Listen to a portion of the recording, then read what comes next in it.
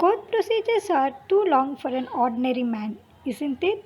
Too costly, too formal, and usually it will be a public process held in a courtroom, sitting with a judge or jury that we can't even choose them. Have you ever thought if there any alternative procedure for solving your dispute in a simple way without stepping into this complex process? Yes, we can call it as alternative dispute resolution mechanism or a method, a collective name used for several methods of dealing with a dispute outside the court. The ADR method typically provides a faster resolution than proceeding in a court. It will be cheaper than the court, and the parties are allowed to choose their arbitrator or mediator and can even select what procedural or domestic rules will be applied to their dispute. Among several recognized ADR process, mediation is the one which was very successful in various countries, but it has not been able to establish the same in India, mainly due to lack of awareness. So that is what I am going to bring to your eyes in this video. A small gist and an awareness about the process. Let's move on to the video then. So, what is mediation?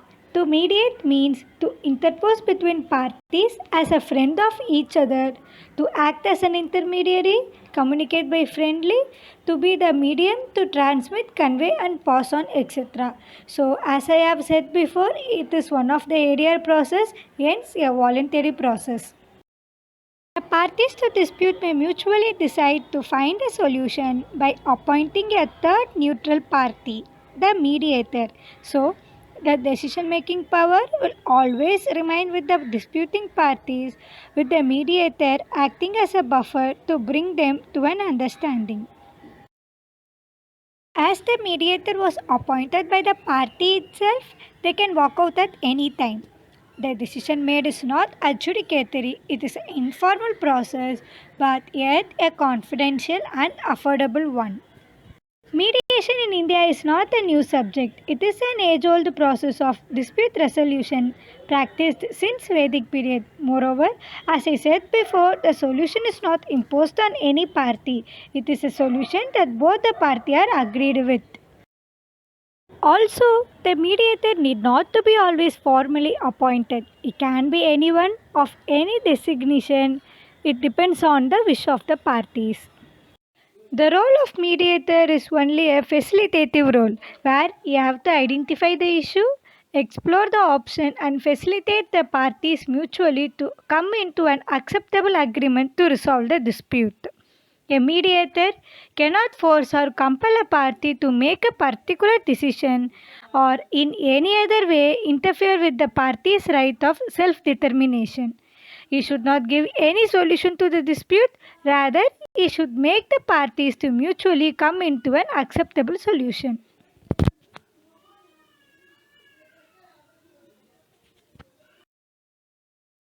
Mediation in India can be either court referred or private.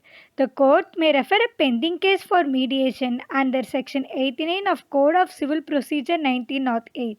This type of mediation is frequently used for matrimonial dispute, particularly the divorce case. In private mediation, anyone from the court to the general public to corporate as well as government sector can appoint mediator to resolve their dispute. The mediation process in India follows all the general rule of evidence examination and cross-examination of witnesses. One of the primary benefits of mediation is that it is completely a private method of dispute resolution. Only the disputing parties and the mediator are involved, making the affair of the parties personal and private. All the statements made during the process of mediation in India cannot be disclosed in civil proceeding or any other place without prior consent of all the parties in writing. So, it is completely a confidential one. Any statement or admission made during the mediation cannot be used unless the party specifically permit the mediator to do so. Also, the mediator cannot be called as a witness to testify in any court case. So, the process of mediation in India is very flexible as it works in two ways by helping disputing parties to mutually resolve their issue and reducing the burden of pending cases in the court. Court referring cases to mediation, especially in divorce cases, property dispute, and other family matter, will help to keep the matter limited to the parties only, as it does not bring it before public and reach to a solution maintaining the peace. Mediation is a structured negotiation. The mediator controls the process through different and specific stages while the parties control the outcome. It usually starts with the introduction or opening statement, then joint session will be conducted to understand the facts and issues. After that, separate sessions will be conducted to understand the interest of the parties. It will end up with closing agreement, a mutual agreement between the parties if the case is settled. If it is not settled, the case would be returned to the referral court merely reporting not settled. A successful mediation will result in a negotiated agreement that takes the place of a contract between the parties. The parties cannot pursue any litigation for the underlying dispute if they are dissatisfied with the settlement reached, as doing this would amount to a breach of contract. However, if the parties wish to dispute the agreement, they can bring an action in the court challenging the validity of the agreement based on principles of contract law and not on the basis of the underlying dispute. The court annexed mediation centers are the most prominent mediation institution in India. The first court annexed mediation center was set up in Madras High Court in 2005. Following this, the Supreme Court and almost all High Court and district courts now in India have their respective mediation centers.